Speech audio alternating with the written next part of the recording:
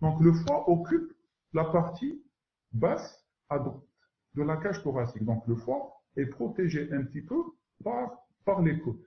C'est vrai que le foie, on peut le palper. On peut palper le bord inférieur du foie, mais le plus gros de la glande hépatique est caché par la cage thoracique. Donc, le foie est caché par les côtes, ce que vous voyez sur le scanner, et il a un contact avec le poumon droit, duquel il est séparé par le diaphragme. D'accord? Donc, au niveau du foie, on a bien sûr la vésicule biliaire, qui est au niveau de la face, je dirais, inférieure du foie, et les vésicules, plutôt, les voies biliaires, donc, sortent du foie et vont s'aboucher au niveau du deuxième duodénum, c'est-à-dire au début plutôt au début de l'intestin grêle. Le duodénum, c'est la partie qui vient juste après l'estomac. Le foie est une glande, mais elle est séparée en deux lobes. En deux lobes, on a le lobe droit et le lobe gauche. Et chaque lobe a des segments. En tout, on a 8 segments hépatiques.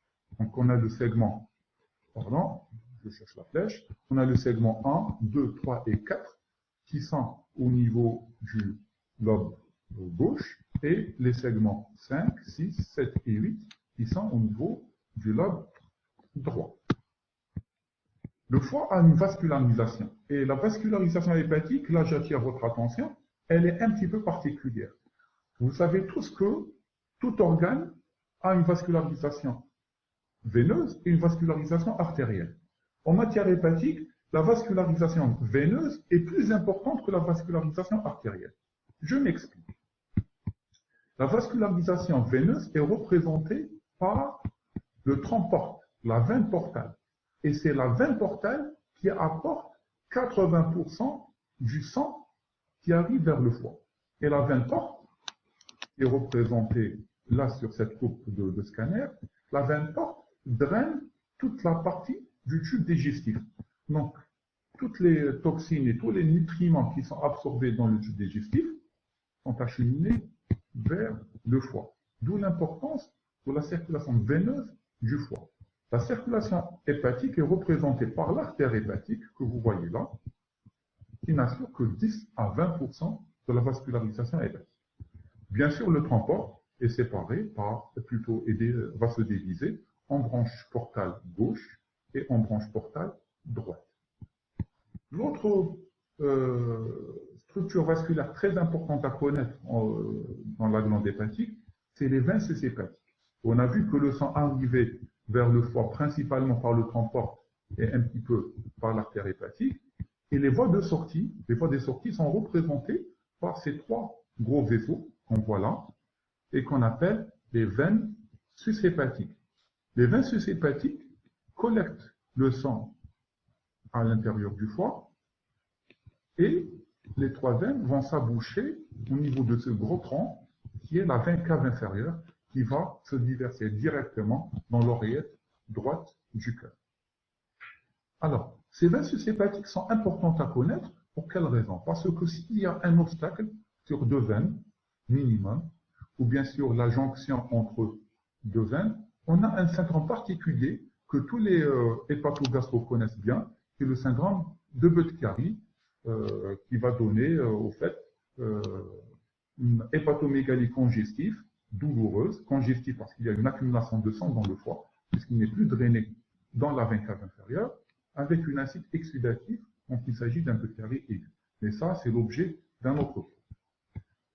Avec les structures vasculaires, au niveau du foie, on a des structures biliaires. Donc le foie va produire de la bile, et là on se rapproche de l'objet de notre cours d'aujourd'hui. Le foie va produire de la bile.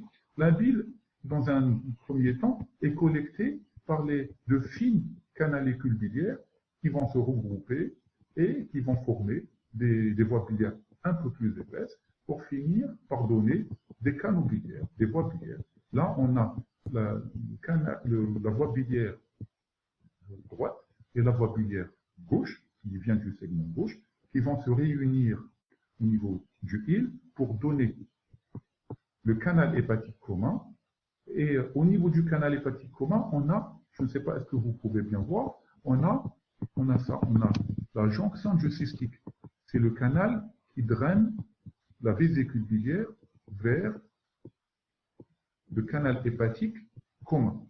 Au-delà de la jonction diocystique, jusqu'à l'abouchement de cette voie biliaire qu'on appelle la voie biliaire, qu'on appelle le cholédoque, pardon, de l'abouchement diocystique vers la structure, vers le duodénum, tout ça est appelé le cholédoque.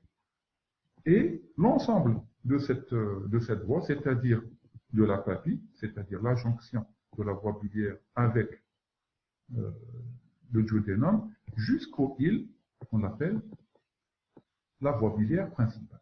Donc la voie biliaire principale se compose du canal hépatique commun et du cholédoque. La séparation est faite par l'endroit où le cystique va s'aboucher sur la voie biliaire. Et ça, c'est le versung, le canal qui draine les structures, plutôt les sécrétions pancréatiques.